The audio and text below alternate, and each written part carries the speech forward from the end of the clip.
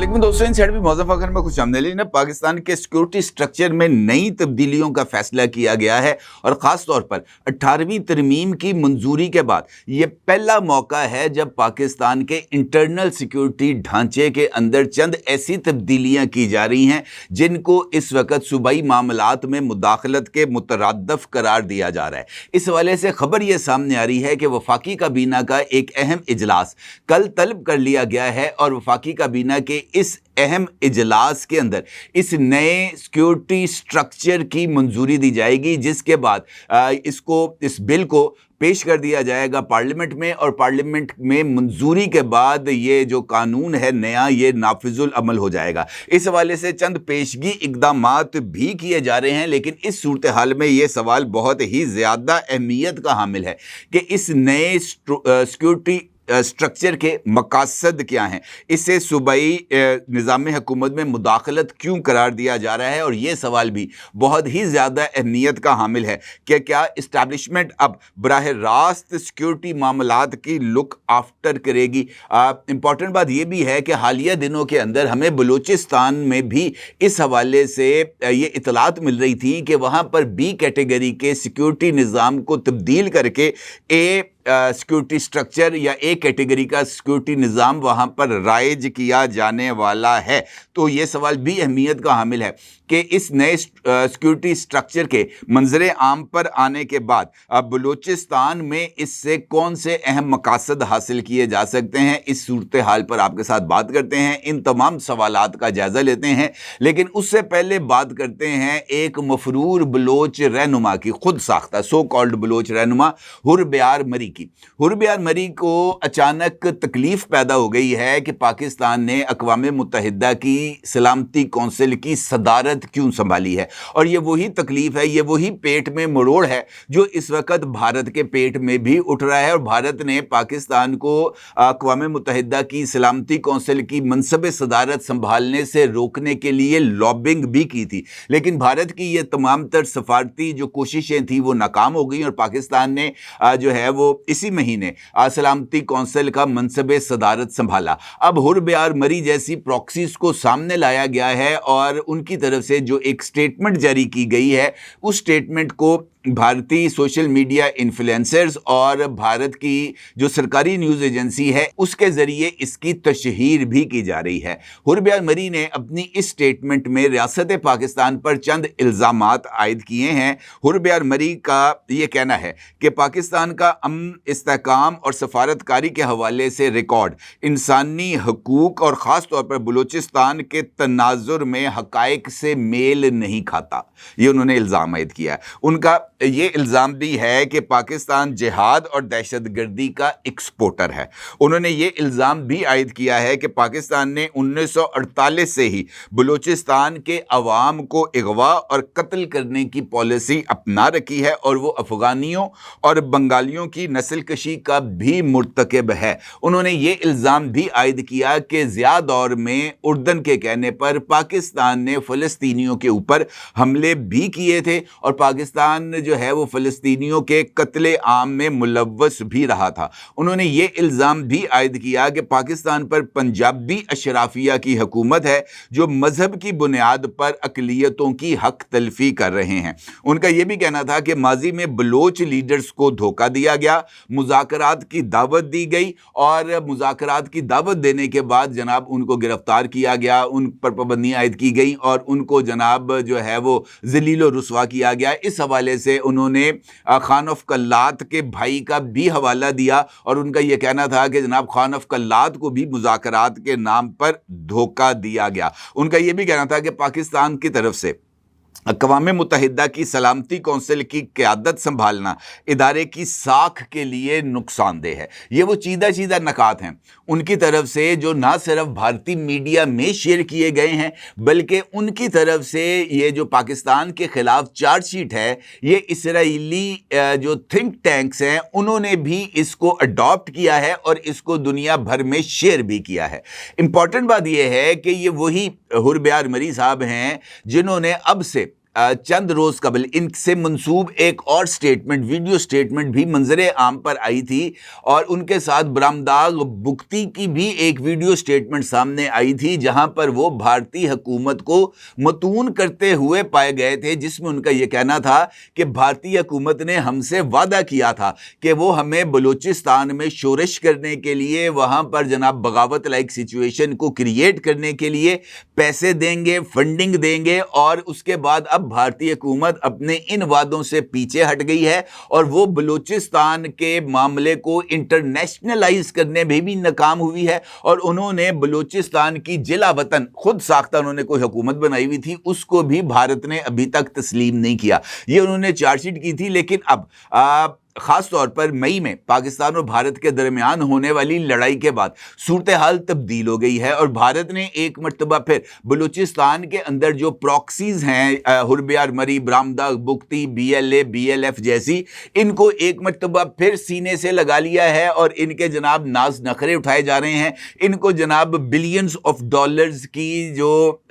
رقومات ہیں وہ فراہم کی جا رہی ہیں تاکہ یہ پاکستان کے اندر بد امنی کو پھیلائیں۔ اب یہ جو انہوں نے پاکستان کے اوپر الزامات عائد کیے ہیں، یہ اگر تاریخی تناظر دیکھیں تو یہ قطعی طور پر حقائق سے میل نہیں کھاتے۔ مثال دیتا ہوں آپ کو،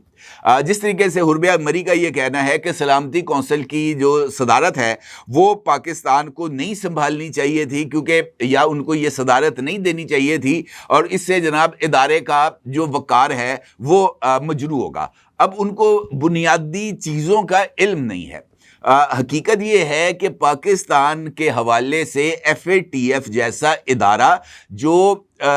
ہر ایک ایشو کو، چاہے وہ دہشت گردی کی جو ہے اس پر الزامات ہوں، دہشت گردی کی فائنینسنگ ہو، منی لانڈرنگ ہو، ہر طرح کی جو بھی پیمانے ہیں وہ اس کو چیک کرتا ہے، اور چیک کرنے کے بعد ملک کو بلیک لسٹ، گرے لسٹ یا گرین لسٹ میں ڈالتا ہے۔ ایف اے ٹی ایف نے پاکستان پر اس طرح کے تمام الزامات کا جائزہ لینے کے بعد پاکستان کو نہ صرف کلیئر کیا بلکہ پاکستان کو گرے لسٹ سے بھی ہٹا کر پاکستان کو گرین لسٹ کے اندر شامل کیا، جو کہ اس بات کا ثبوت ہے کہ پاکستان نے اس جیسے انٹرنیشنل ادارے کو نہ صرف سیٹسفائی کیا بلکہ پاکستان نے اپنی پوزیشن کو نہایت مؤثر انداز سے دنیا کے سامنے رکھا۔ ایف اے ٹی ایف کے اندر بھی بھارت نے پاکستان کو نقصان پہنچانے کی کوشش کی، پاکستان کو گرے سے بلیک لسٹ میں ڈالنے کی کوشش کی، اور وہاں پر بھی ان کو ناکامی ہوئی۔ اسی طریقے سے سلامتی کونسل کی جو صدارت ہے یہ باری باری ہر ایک ملک سنبھالتا ہے، اور پاکستان نے بھی اپنا نمبر آنے کے بعد سلامتی کونسل کی صدارت سنبھالی۔ اصل میں تکلیف یہ ہے کہ پاکستان کو ابھی ریسنٹلی اقوام متحدہ کے کاؤنٹر ٹیررزم کمیٹی کی سربراہی بھی سونپی گئی ہے، اور اس کمیٹی کے جو صدارت ہے وہ پاکستان کو ملنے کے بعد پاکستان نے بلوچستان میں بھارتی مداخلت کے حوالے سے نہ صرف ٹھوس شواہد دنیا کے ساتھ شیئر کیے ہیں بلکہ پاکستان نے دنیا کو آگاہ بھی کیا ہے کہ اس وقت اگر کوئی کراس بارڈر ٹیررزم میں ملوث ہے تو وہ دنیا کا نمبر 1 دہشت گرد ملک جس میں دہشت گردی کو باضابطہ طور پر سرکاری سرپرستی حاصل ہے وہ بھارت ہی ہے۔ اور پاکستان کی طرف سے بلوچستان میں بھارتی مداخلت کو ٹیک اپ کرنے کے بعد ہربیار مری جیسی جو پراکسیز ہیں ان کو سامنے لایا گیا ہے تاکہ وہ پاکستان پر بھونکیں۔ اس کے علاوہ اس سارے عمل کا کوئی اور مقصد نہیں۔ ان کا یہ بھی کہنا ہے کہ جناب پاکستان جو ہے وہ جہاد اور ٹیررزم کا ایکسپورٹر ہے۔ ٹیررزم کے حوالے سے تو میں نے آپ کو بتایا، لیکن حقیقت یہ ہے اگر آپ کو یاد ہو حالیہ دنوں میں بھارتی صحافی تھے کرن تھاپر، انہوں نے بلاول بھٹو زرداری صاحب کا ایک انٹرویو کیا تھا، اور انہوں نے اس انٹرویو میں بار بار بھارت کی طرف سے یہ جو ان کا نقطہ نظر ہے وہ اجاگر کرنے کی کوشش کی کہ پاکستان جو ہے وہ جہاد کے نام کے اوپر ٹیررزم کر رہا ہے، اور اسی اسی ٹیررزم جو ہے, اسی طرح کا جو ٹیررزم ہے وہ پاکستان مقبوضہ کشمیر میں بھی کر رہا ہے, اور پہلگام کے بنیاد کو لے کر انہوں نے اس حوالے سے ماحول کو کریٹ کرنے کی کوشش کی. وہاں پر بھی بلاول بھٹو زرداری صاحب نے نہایت ہی احسن انداز سے چیزوں کو ٹیک اپ کیا, اور ان کا یہ کہنا تھا کہ جہاد جو ہے وہ پاکستان نے شروع نہیں کیا تھا, بلکہ اس جہاد کو امریکہ اور پورے یورپ نے مل کر پاکستان کے ذریعے افغانستان کے اندر جو ہے وہ یہ جہاد لڑا تھا. یہ جو جہاد ہے رشیا کے خلاف لڑا گیا تھا, اور اس جہاد کی سو کالڈ جہاد کی اور ان سو کالڈ مجاہدین کے بعد جو ہے وہ دنیا نے رشیا کے ٹوٹنے کے بعد یہ جو سارے کا سارا انہوں نے ماحول کریٹ کیا تھا, اس کے بعد انہوں نے اپنے آپ کو پیچھے ڈالی اور پاکستان کو جناب ان کے اثرات سے نبٹنے کے لیے تنہا چھوڑ دیا. 1980 اور 1990 کی دہائیوں میں جہاد پاکستان جو ہے نا اس کے لیے تیار نہیں تھا, بلکہ پاکستان کو روس کے خلاف جہاد کے نام پر استعمال کیا گیا تھا. اور یہ جو جہاد کی لیبارٹریز اور تجربہ گاہیں اور اس طرح کے جو انسٹیٹیوٹس تھے وہ امریکہ اور یورپ کی فائنینشیل مدد کے تحت قائم کیے گئے تھے, اور اس کے بعد جن لوگوں کو محض جہاد کے اوپر لگا دیا جائے گا, گولی چلانے کی تربیت دی جائے گی, انہوں نے پھر یہ گولی ہی چلانی ہے, اور پاکستان آج تک ان کے اثرات کو بھگت رہا ہے. یہ جو طالبان ہیں ان کا جو ابھی تک ان کی جو اگلی نسل ہے اس کے اندر بھی یہ تمام چیزیں ٹریول کر گئی ہیں, اور پاکستان دہشت گردی کا شکار دنیا کا سب سے بڑا ملک ہے, جس نے اب تک اس دہشت گردی کے تناظر میں تقریباً اپنے کوئی ہزاروں 60-70 ہزار جو پاکستانی ہیں وہ شہید ہوئے ہیں انہی دہشت گردوں کے جو ہے وہ دھماکوں کے نتیجے میں. تو پاکستان دہشت گردی کا ایکسپورٹر نہیں ہے, پاکستان تو دہشت گردی کا شکار رہ چکا ہے. بلوچستان میں نسل کشی کا جو الزام ہے پاکستان پر, وہ بھی اگر دیکھا جائے تو وہ تاریخی اعتبار سے بھی درست ثابت نہیں ہوتا.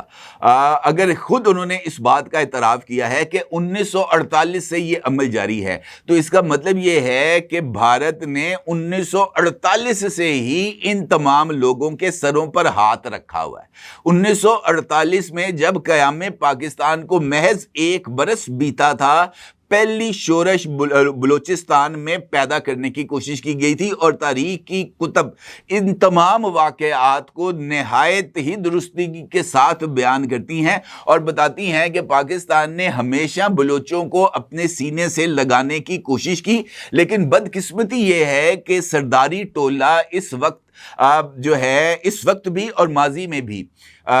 پاکستان کے خلاف استعمال ہوتا رہا. کبھی وہ افغانستان کے ہاتھوں پاکستان کے خلاف استعمال ہوئے, کبھی گریٹر پختونستان کے نام پر استعمال ہوئے, کبھی جناب گریٹر افغانستان کے نام پر استعمال ہوئے, اور کبھی وہ اس جو ہے وہ ہندو بنیے کے ہاتھوں استعمال ہو رہے ہیں. تو وہ استعمال ہوتے رہے ہیں اور اب بھی وہ استعمال ہو رہے ہیں. جو بندہ ریاست کے خلاف بندوق اٹھائے گا, ریاست اپنے سینے پر گولی کھا کر اس کے گلے میں پھولوں کا ہار نہیں ڈال سکتی. گولی کا جواب گولی سے ہی دیا جا سکتا ہے. جہاں تک فلسطینیوں کے قتل عام کا تعلق ہے یا یہ جو الزام پاکستان پر ہے,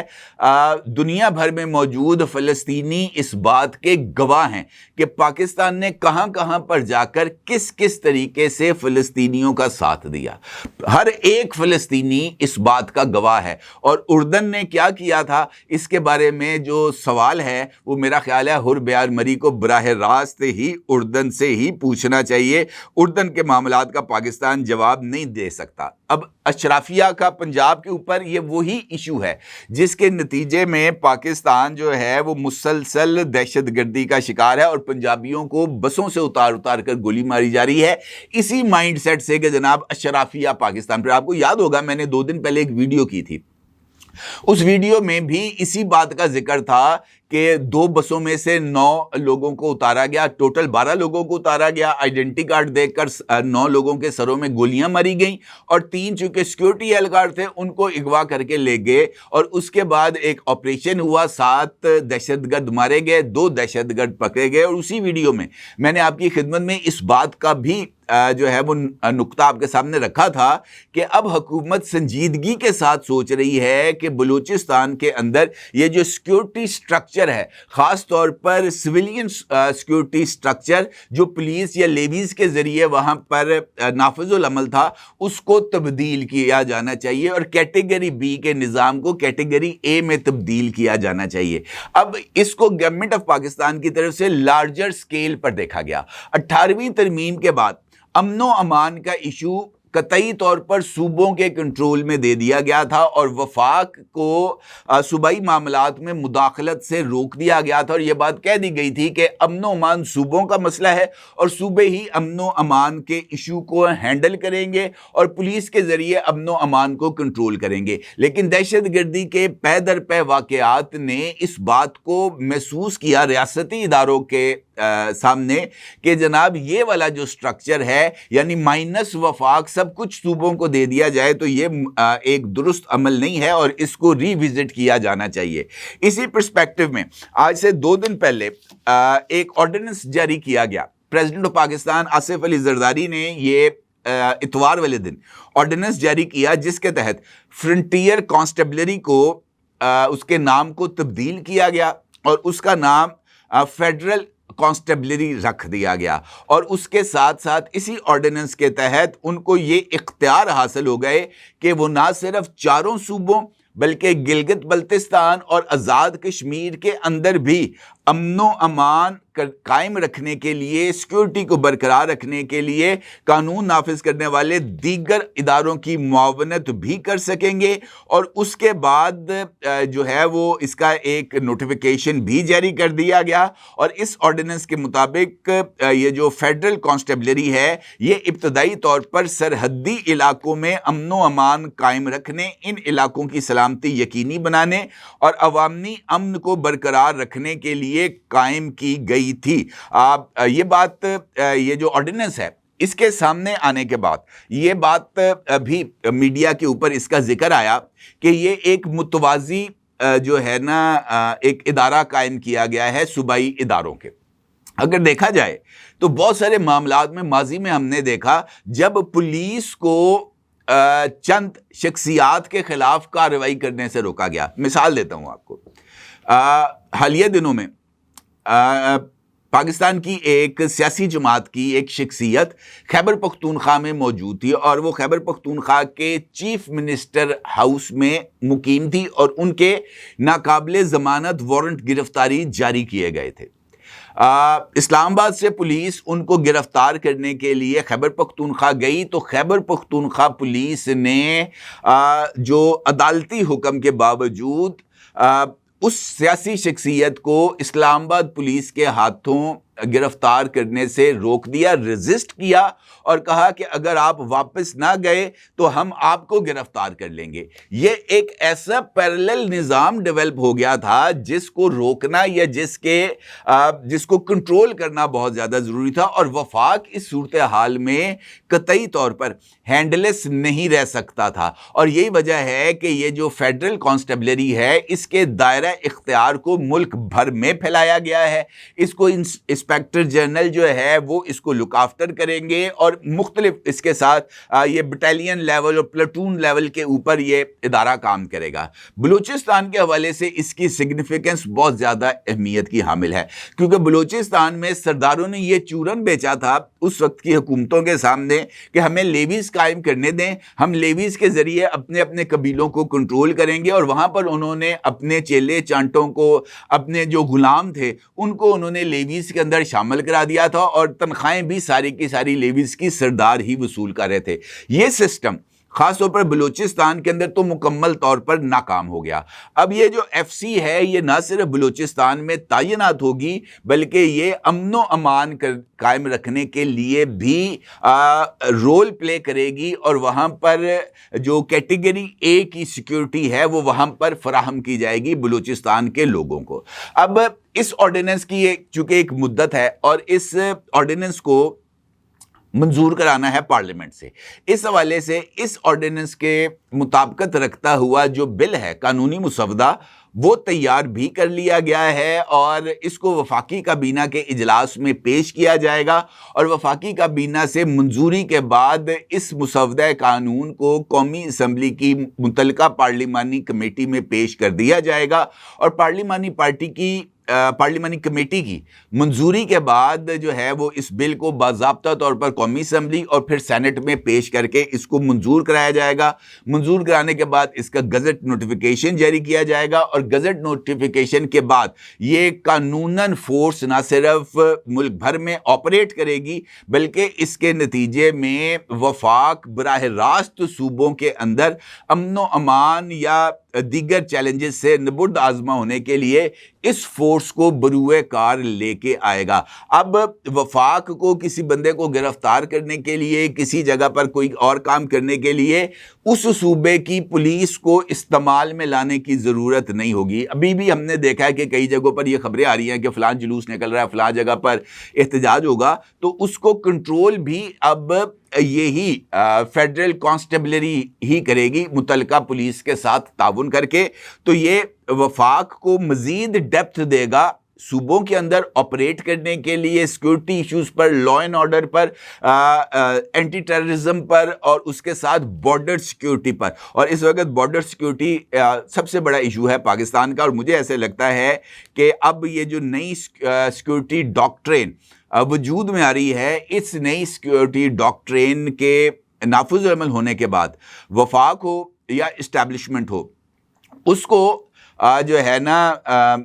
ڈیپلی ان سائڈ دی پروونسز جا کر کام کرنے کی جو لبرٹی حاصل ہوگی، اس سے کچھ نئی چیزیں ہمیں ڈیولپ ہوں گی اور شاید اس کے کچھ بہتر اثرات پاکستان کے سیکورٹی سسٹم پر ڈیولپ ہو جائیں، خاص طور پر خیبر پختونخوا اور بلوچستان کے تناظر میں. اپنی جگہ ضروری اظہار کیجیے گا. آپ کو بہت شکریہ. اللہ حافظ.